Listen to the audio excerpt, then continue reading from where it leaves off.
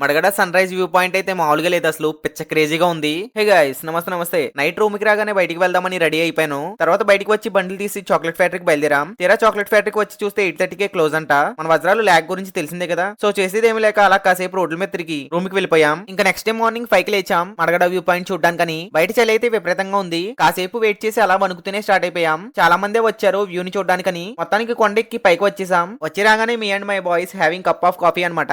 తర్వాత ఎవడి స్పాట్ వాడు వెతుక్కుంటున్నాడు, అంటే ఎక్కడి నుంచి చూస్తే వ్యూ బాగుంటుందని. ఆ క్లౌడ్స్, కొండలు, వాటి వెనకాల ఆరెంజ్ షేడ్ నెక్స్ట్ లెవెల్ అంతే. ఇంకా సూర్యుడి కోసం వెయిటింగ్ అనమాట. ఇలా తలుచుకున్న వెంటనే వచ్చేసాడు. సన్ రైజ్ అయితే మామూలుగా లేదు అసలు. ఇలాంటిది ఒక్కసారైనా ఎక్స్పీరియన్స్ చేయాలి. మన వాళ్ళు ఫోటో షూట్లు ఇవన్నీ ముగించుకుని తర్వాత కిందకి వచ్చేసి మ్యాగీ తిందామని వెళ్ళాం. వీడేమో అరగంట పడుతుంది అన్నాడు. ఈ గ్యాప్ లో ఖాళీగా ఉండడం ఎందుకని మైసూర్ బొండా తినేసా. ఈ లోపు మ్యాగీ కూడా ఇచ్చేసాడు, అది కూడా తినేసా. తర్వాత తిన్నది అరగడానికి డాన్స్ ప్రోగ్రామ్ లో పార్టిసిపేట్ చేసాం.